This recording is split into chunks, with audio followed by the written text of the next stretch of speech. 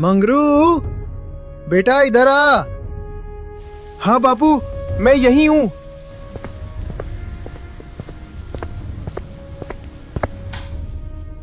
आप घबराओ मत, हकीम जी आते ही होंगे। अब हकीम की जरूरत नहीं है रे, मेरा बुलावा आ गया है। बस एक बात गांठ बांध ले, कभी मेहनत से जी मत चुराना, ईमान बेचकर पेट मत भरना। और याद रखना, जमींदार कभी भी तगादा करने आता ही होगा। उसका कर्ज चुका देना बेटा, वरना वो हमारी जमीन।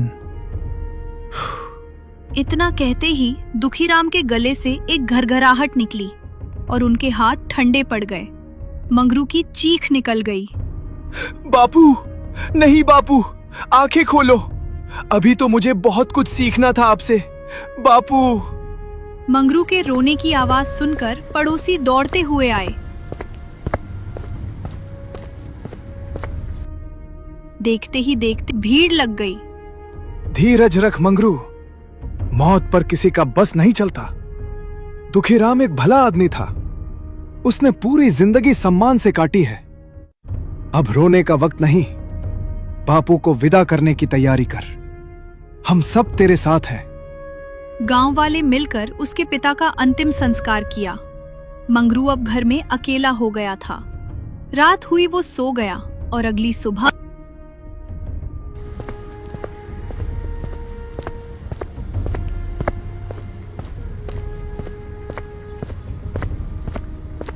ओ मंगरू, बाहर निकल। सूरज चढ़ गया है और तू अभी तक अंदर ही दुबका है। राम राम मालिक, अभी तो क्रियाक्रम की राख भी ठंडी नहीं हुई, आप इतनी सुबह। देख मंगरू, ये दुनिया जज्बातों से नहीं, हिसाब से चलती है। तेरे बाप ने जो कर्ज लिया था उसकी मियाद पूरी हो चुकी है। अब या तो आज शाम तक मेरे 1000 रुपए चुका दे, वरना अपने इस कच्चे घर और उस 2 बीघा खेत पर से अपना मोह छोड़ दे। मालिक, आप तो जानते हैं बापू की बीमारी में सब खत्म हो गया। घर में दाने के लाले पड़े हैं। मुझे बस थोड़े महीनों की मोहलत दे दीजिए, मैं दिन रात एक करके आपका एक एक पैसा चुका दूंगा। मोहलत खैरात में नहीं मिलती। पर चल, मुझे तुझ पर थोड़ी दया आ रही है। अगर तू अपने घर और खेत को बचाना चाहता है तो मेरे पास एक रास्ता है। कैसा रास्ता मालिक? आप जो कहेंगे मैं वो करूंगा। तुझे आज से ही मेरे यहां बंधुआ नौकरी करनी पड़ेगी। दिन भर खेतों में काम, शाम को अस्तबल की सफाई और रात को पहरेदारी। बदले में मैं तेरा ब्याज कम करता जाऊंगा और तुझे 2 वक्त की रोटी मिलेगी। मंजूर है? मंजूर है मालिक, मैं आज शाम से ही काम पर हाजिर हो जाऊंगा। ठीक है, याद रखना, अगर एक दिन भी नागा हुआ तो सीधा बेदखली का कागज लेकर आऊंगा।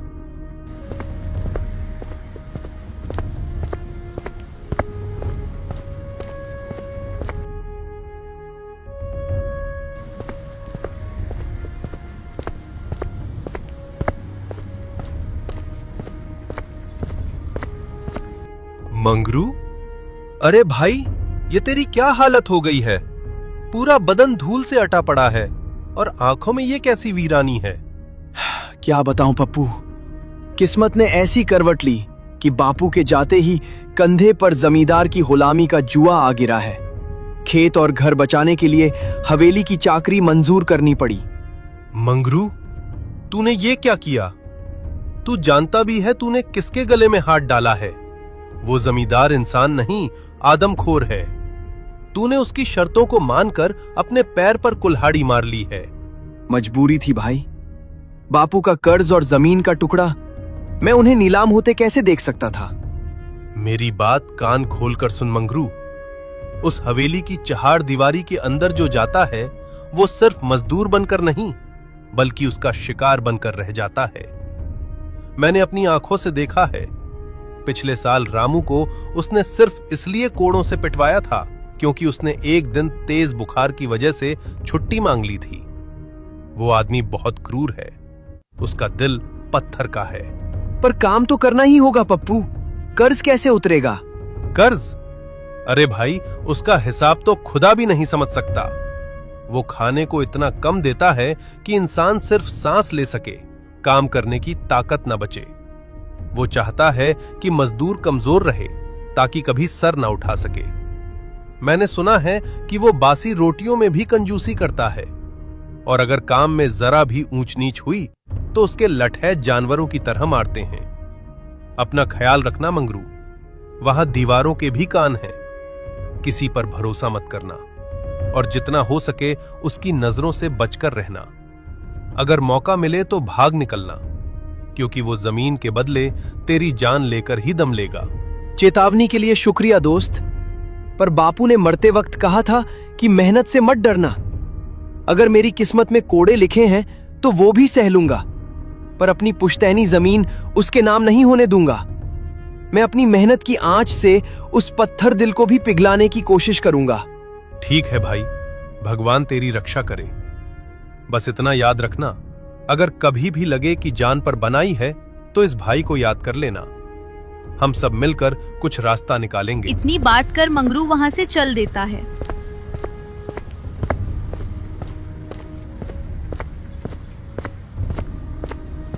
उसके मन में डर बैठ गया था, लेकिन वो मजबूर था। वो थोड़ी ही देर में जमींदार के घर पहुंच गया। आ गया मंगरू। मुझे लगा शायद पप्पू की बातें सुनकर तू डर गया होगा और आज भाग जाएगा। मंगरू चौंक गया। उसे समझ आ गया कि जमींदार के जासूस पूरे गांव में फैले हुए हैं। नहीं मालिक, मैंने कल वादा किया था और मैं अपने वादे का पक्का हूं। बताइए, आज क्या काम करना है? आज का काम सीधा है। उस सामने वाले घने जंगल में जा और दोपहर ढलने से पहले सूखी लकड़ियों का एक भारी गट्ठर लेकर आ। याद रख, लकड़ियां एकदम सूखी होनी चाहिए, जो हवेली के चूल्हे में फौरन जल सकें। मालिक, कल रात से पेट में दाना नहीं गया है। अगर थोड़ा कलेवा मिल जाता तो शरीर में जान आ जाती। जंगल दूर है और लकड़ियां ढूंढना भारी काम है। कलेवा? अरे ओ मुनीम जी, सुना आपने? ये काम से पहले ही मजदूरी मांग रहा है। देख मंगरू, मेरी हवेली का एक नियम है। यहां पहले पसीना बहाया जाता है, फिर पेट की आग बुझाई जाती है। जब तू लकड़ियां लेकर वापस आएगा तभी तुझे 2 सूखी रोटियां और नमक मिलेगा, वरना आज का दिन भी उपवास में ही कटेगा। जी मालिक, जैसा आओ कहे, आपकी सारी बातें सही हैं। इतनी बात कर वो जंगल की तरफ निकल पड़ता है।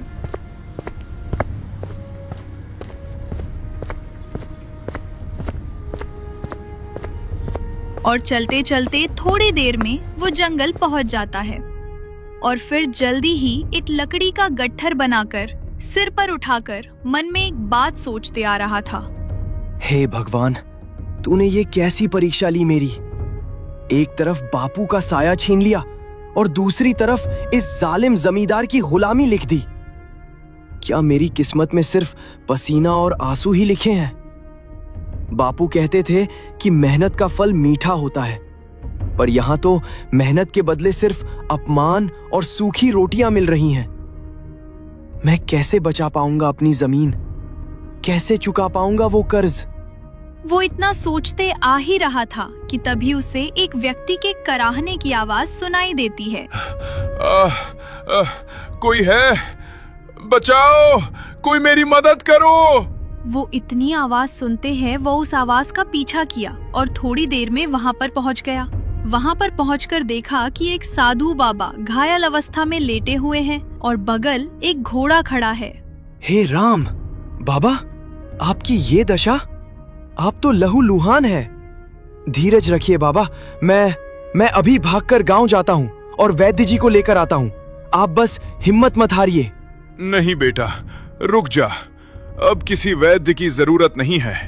ये सांसें अब बस कुछ ही पलों की मेहमान है। प्रकृति का नियम है, जो आया है उसे जाना है। मेरा समय पूरा हुआ। ऐसा मत कहिए बाबा।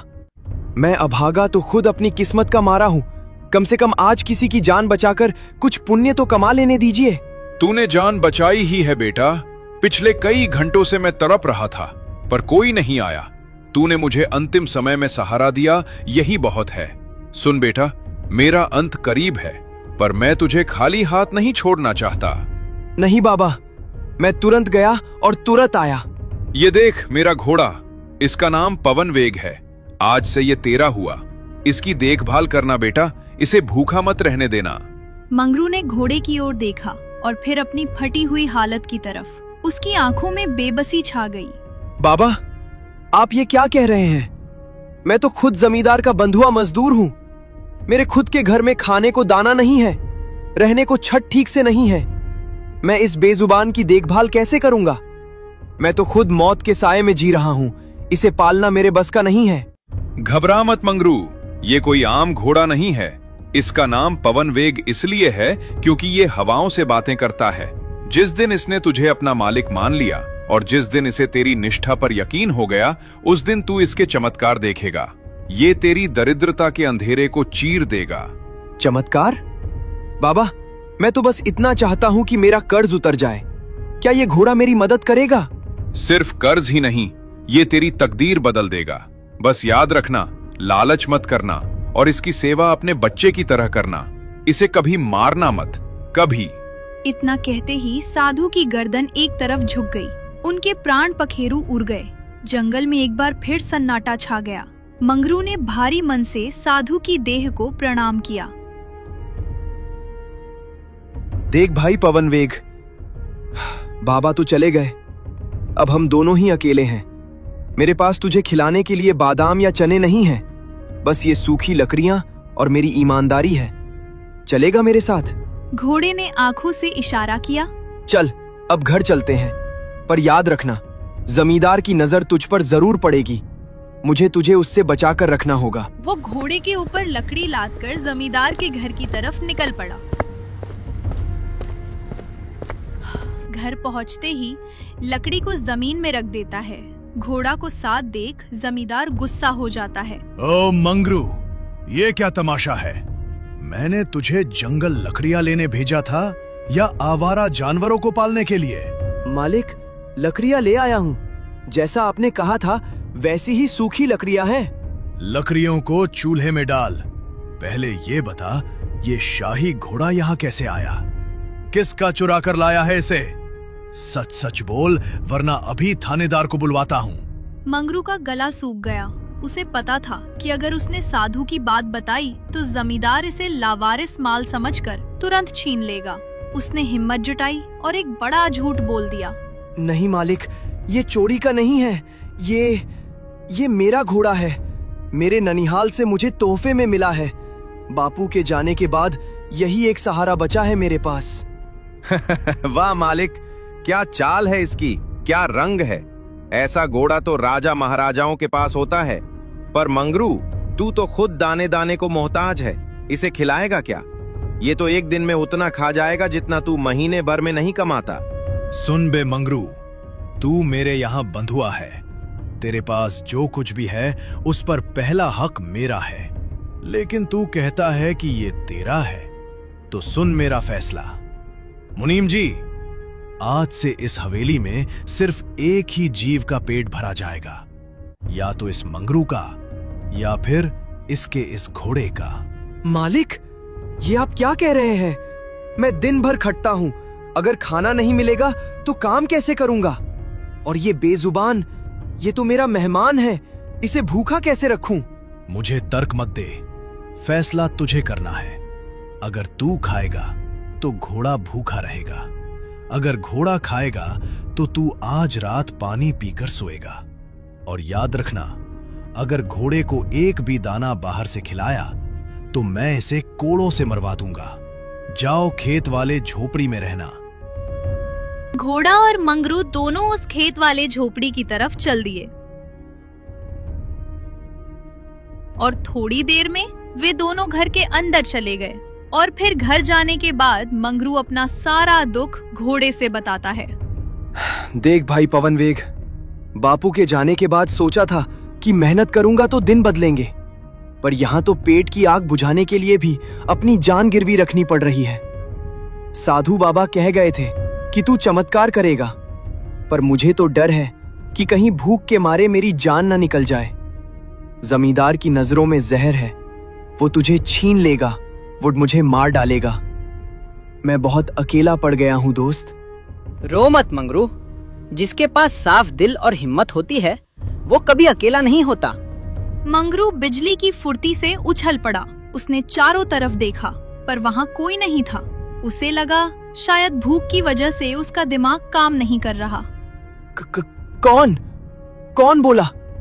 भूतों का साया है क्या यहाँ? डरो मत मालिक, मैं ही बोल रहा हूँ, तुम्हारा पवन वेग। हे भगवान, घोड़ा बोल रहा है। क्या मैं पागल हो गया हूँ या मैं मर चुका हूँ? शांत हो जाओ मंगरू, साधु बाबा ने कहा था ना कि मैं कोई आम घोड़ा नहीं हूँ। तुम्हारी निस्वार्थ सेवा और उस त्याग ने जो तुमने आज अपने खाने की कुर्बानी देकर किया, मेरा मुंह खोल दिया है। तुमने मुझे अपना माना, अब मैं अपना फर्ज निभाऊंगा। पवन वेग, क्या ये सच है? तुम बातें कर सकते हो? हाँ मंगरू, सुनो, इस दुख की घड़ी से निकलने का एक रास्ता है। यहाँ से कुछ कोस दूर उत्तर की दिशा में एक गुप्त घाटी है। वहाँ एक कल्प वृक्ष यानी जादुई पेड़ है। वो पेड़ सदियों पुराना है और उसकी जड़ों में ब्रह्मांड का ज्ञान है। तुम उसके नीचे खड़े होकर जो भी मांगोगे वो तुम्हें मिल जाएगा। तुम्हारी गरीबी, तुम्हारा कर्ज, सब एक पल में खत्म हो सकता है। मंगरू की आंखों में चमक आ गई, पर पवन वेग ने फौरन चेतावनी दी। पर रुक जाओ, वो पेड़ जितना दयालु है उतना ही न्यायप्रिय भी। वो किसी को कुछ भी मुफ्त में नहीं देता। वो तुमसे एक यक्ष प्रश्न पूछेगा। अगर तुमने सही जवाब दिया तो तुम राजा बन जाओगे, पर अगर जवाब गलत हुआ तो तुम वही पत्थर के बन जाओगे। क्या तुम तैयार हो? पत्थर बनना मौत से तो बेहतर है पवन वेग। गुलामी की इस जिंदगी से अच्छी तो वो मौत होगी। मंगरू और घोड़ा अभी इसी गंभीर चर्चा में डूबे थे कि अचानक झोपड़ी के बाहर मुनीम आता है और दो लोगों की आवाज सुनकर वही रुक जाता है। अरे, ये मंगरू किससे बातें कर रहा है? गांव का कोई आदमी तो अंदर नहीं गया? आवाज तो बड़ी भारी और रोबीली है, जैसे कोई विद्वान बोल रहा हो। वो इतना बोलकर अंदर घुस गया है। मंगरू, किसके साथ खुसुर पुसुर कर रहा है बे? कौन है यहाँ? मैंने अभी किसी और की आवाज सुनी थी। कोई नहीं है भाई। आप किसे देख रहे हैं? यहाँ सिर्फ मैं और मेरा ये जानवर है। झूठ मत बोल, साफ साफ दो आवाजें आ रही थीं। कोई कह रहा था पत्थर बन जाओगे। कहाँ छुपाया है उसे? अरे मालिक, भूख के मारे मेरा दिमाग ठिकाने नहीं है। मैं खुद से ही बातें कर रहा था। बापू चले गए ना, तो अकेलेपन में अब दीवारों से और इस बेजुबान से ही बतिया लेता हूं। मैं खुद को ही कह रहा था कि मंगरू, अगर मेहनत नहीं की तो तू पत्थर जैसा जड़ हो जाएगा। आपने शायद वही सुन लिया होगा। साला पागल हो गया है। ये ले 2 सूखी रोटियां जमींदार साहब ने भेजी हैं। खा ले और सो जा। कल सुबह जल्दी हवेली पहुंचना है। और हाँ, खुद से बातें करना बंद कर, वरना लोग तुझे पागल खाने छोड़ आएंगे। खाना देकर वो चला जाता है।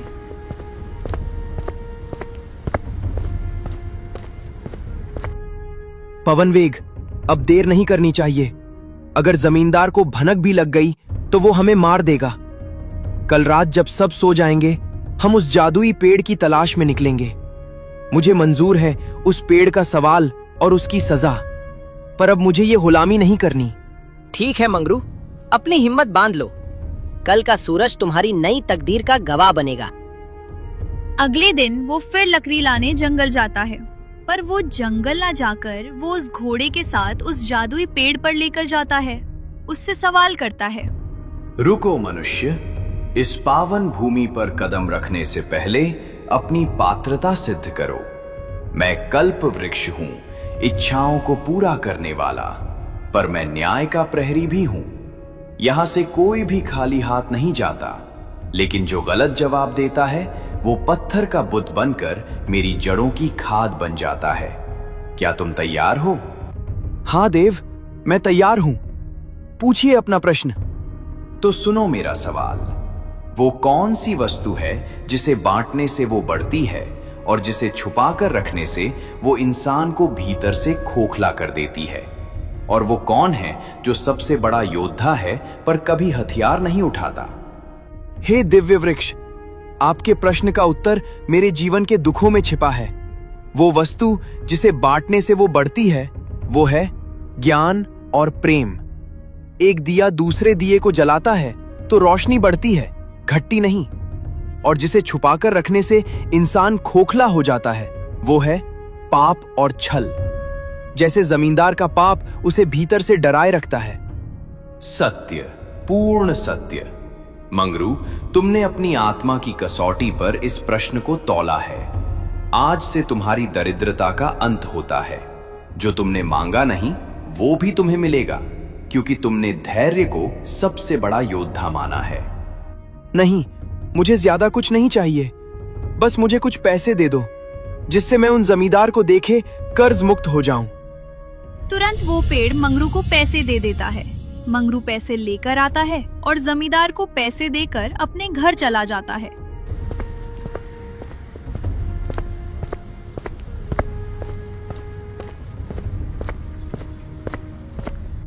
साला, ये मंगरू कल तक जिसके पास फटी धोती पहनने की औकात नहीं थी, उसने आज सारा कर्ज एक बार में चुका दिया। मुनीम, मेरे समझ में कुछ आ नहीं रहा है। जरूर दाल में कुछ काला है, या शायद पूरी दाल ही काली है। हुजूर, आप ठीक कह रहे हैं। शक तो मुझे उसी दिन हो गया था जब मैं उसके खेत गया था। मैंने अपनी आंखों से देखा कि वो अकेला खड़ा बुदबुदा रहा था। मुझे लगा अपने उस मरियल घोड़े से बात कर रहा है, पर घोड़ा तो बोलता नहीं। मालिक, पक्का कोई जादुई चक्कर है। जादुई शक्ति? अगर उस नीच के हाथ कोई खजाना लग गया तो इस इलाके में मेरी पूछ कौन करेगा? लोग मेरे पास कर्ज लेने के बजाय उसके पास मदद मांगने जाएंगे। मेरी रियासत, मेरी धौंस सब मिट्टी में मिल जाएगी। जी सरकार, अगर वो बड़ा आदमी बन गया तो आपकी तो बदनामी हो जाएगी। उसे बर्बाद करना ही होगा मुनीम। उसका सच पता लगाओ। जाओ, अभी जाओ। चाहे पाताल से ढूंढना पड़े, पर पता लगाओ कि ये पैसा कहां से बरस रहा है। मुनीम तुरंत घर से निकल पड़ता है और फिर चलते चलते थोड़ी ही देर में वो मंगरू के घर के पास एक पेड़ के पीछे छुप जाता है। मंगरू अपने घोड़े से बात कर रहा था। सुनो पवन, आज हमने जमींदार का कर्ज तो उतार दिया, पर मेरा मन अभी भी अशांत है। क्यों मंगरू? अब तो तुम आजाद हो। उस जालिम जमींदार का एक भी पैसा तुम पर बकाया नहीं है। आजाद तो मैं हूँ पवन, पर मेरे गांव के बाकी भाई अभी भी उसकी गुलामी की जंजीरों में जकड़े हैं। मुझे गरीब लोगों की मदद करनी है। मुझे और भी पैसा चाहिए। तुम सच में नेक दिल इंसान हो मंगरू। तुम चाहते क्या हो? मैं नहीं चाहता कि उस जमींदार से लोग कर्ज लें और अपनी जमीन घर उसके पास गिरवी रखें। इसके लिए आज शाम को ही हमें फिर उसी जादुई पेड़ के पास जाना होगा। उसके 3 प्रश्नों के उत्तर देकर कुछ और पैसे लेकर आने होंगे। ठीक है मंगरू, सूरज ढलते ही हम जंगल की ओर चलेंगे। पर याद रखना, उस पेड़ के सवाल हर बार कठिन होते जाते हैं। ओ तेरी, ये घोड़ा तो सच में इंसानों की तरह बोल रहा है। जादुई पेड़, 3 प्रश्न, पैसा। अब तो मालिक को बताना ही होगा।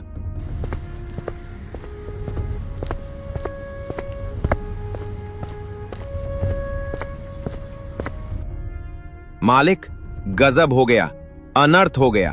वो घोड़ा तो साक्षात बोलता है। क्या? घोड़ा बोलता है? क्या बक रहा है मुनीम? सच कह रहा हूं सरकार, अपनी कानों से सुना है। मंगरू उसे पवन कह रहा था। और सुनिए, असली खजाना तो जंगल के उस जादुई पेड़ के पास है। वो पेड़ सवाल पूछता है और सही जवाब देने पर छप्पर फाड़ के धन देता है। आज शाम को वे दोनों फिर जा रहे हैं। जादुई पेड़, और वो भी सवाल जवाब के बदले सोना?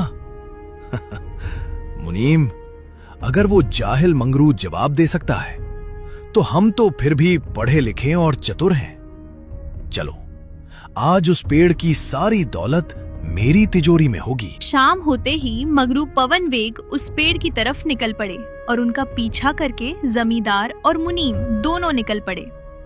मंगरू पेड़ के पास पहुंच गया मुनीम जमींदार एक पेड़ के पास छिप गए। हे दिव्य वन देवता, प्रणाम। मैं एक बार फिर आपकी शरण में आया हूँ। महाराज, हम जानते हैं कि आपने पहले भी हमारी बहुत सहायता की है, पर गांव के हालात अभी भी सुधरे नहीं हैं। हमें और धन की आवश्यकता है ताकि कोई गरीब भूखा ना सोए। मंगरू और पवन वेग, तुम दोनों की मंशा नेक है, इसमें कोई संदेह नहीं, पर प्रकृति के नियम अटल हैं। मैं साल में सिर्फ एक बार ही किसी की मदद करता हूं। पर महाराज, जमींदार का आतंक बढ़ रहा है। अगर आज सहायता नहीं मिली तो कई घर नीलाम हो जाएंगे। सावधान मंगरू, मुझसे जबरदस्ती मत करो।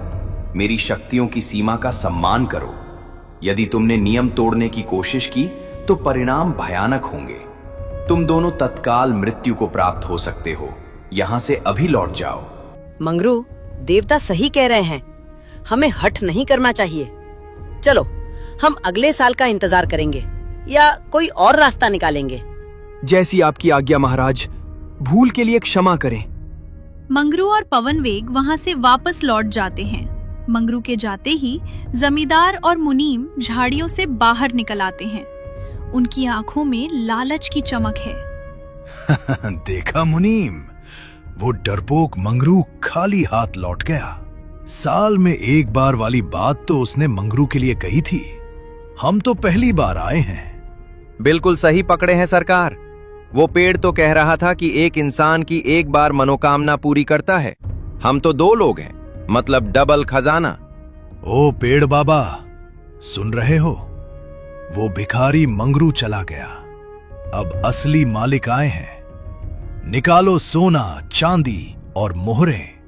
मूर्ख मनुष्यों, तुम यहां धन के लोभ में आए हो। क्या तुम जानते नहीं कि यहां मांगने की कीमत क्या है? कीमत? अरे पेड़ जी, जमींदार साहब के पास बहुत इज्जत है, वही ले लीजिए। चुप रहो, नियम सुनो। मैं तुमसे 3 प्रश्न करूंगा। यदि तुमने तीनों के सही उत्तर दिए तो तुम्हें इतना धन मिलेगा कि 7 पीढ़ियां बैठकर खाएंगी। पर यदि एक भी उत्तर गलत हुआ तो तुम इसी क्षण मृत्यु को प्राप्त हो जाओगे। क्या तुम्हें यह सौदा मंजूर है? क्यों बे मुनीम, क्या लगता है? सरकार, आप इतने साल से कचहरी और पंचायत संभाल रहे हैं, क्या 3 छोटे से सवाल नहीं बता पाएंगे? कह दीजिए हाँ। मंजूर है, पूछो अपने सवाल। पहला प्रश्न, वो क्या है जो राजा के महल में भी है और गरीब की झोपड़ी में भी, जिसे सब देखते हैं पर कोई पकड़ नहीं सकता? महल में भी है, झोपड़ी में भी। मुनीम, कहीं ये चूहा तो नहीं? सरकार, चूहे को तो बिल्ली पकड़ लेती है। ठहरिए महाराज, इसका उत्तर है परछाई। सही उत्तर। अब दूसरा प्रश्न, वो क्या है जो समुद्र में पैदा होता है पर रहता हर घर की रसोई में है? ये तो बहुत आसान है। मेरी हवेली में बोरे भर भर के आता है। इसका उत्तर है नमक। उचित। तुम 2 सीढ़ियां चढ़ चुके हो। अब अंतिम और सबसे महत्वपूर्ण प्रश्न। जल्दी पूछिए महाराज, बस झोली भरने ही वाली है। तीसरा प्रश्न, वो कौन सी चीज है जिसे इंसान दूसरों के पास तो देख सकता है पर अपने पास नहीं देख पाता? दूसरों के पास देख सकता है पर अपने पास नहीं? मुनीम, ये क्या बला है? कहीं ये खूबसूरती तो नहीं? नहीं मालिक, खूबसूरती तो आईने में दिख जाती है। शायद वो धन है। नहीं, वो भी दिखता है। महाराज, इसका उत्तर मौत है। मौत दूसरों की दिखती है, अपनी नहीं। गलत, सर्वथा गलत। इसका सही उत्तर है अपनी स्वयं की गलती। मनुष्य दूसरों की गलतियां तो तुरंत देख लेता है, पर अपनी गलती उसे कभी दिखाई नहीं देती। नहीं महाराज, एक मौका और दीजिए। मुनीम कुछ बोल। सरकार, मैंने तो पहले ही कहा था कि दाल में काला है, बचाओ। समय समाप्त। तुम दोनों ने अपनी नियति चुन ली है। लालच का अंत यही है। तो दोस्तों, फिर जादुई पेड़ उन दोनों को गायब कर देता है। इसलिए कहते हैं, लालच बहुत बुरी होती है।